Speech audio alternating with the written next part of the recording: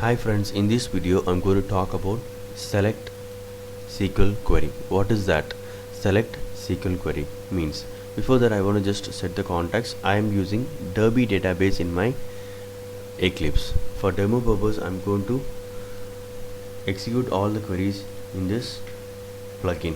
Using this plugin I'm going to execute all the queries.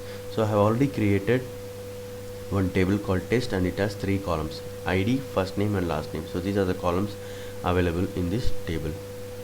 So let's see what is select query. Select query means it is used to select the data from the database. Say this is a table and you want to get all these values, all these rows, you can use select query. Select, you can mention here the name of the columns, here the name of the columns you want.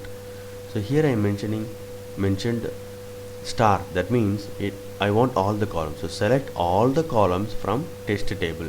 Select ID column from the test table.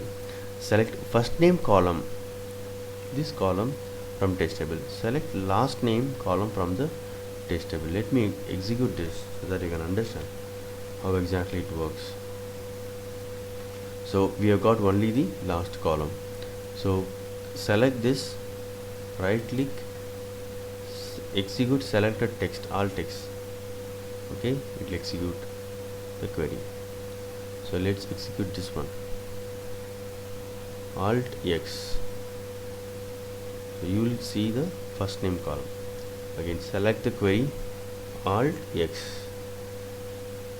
Okay, so ID column I got.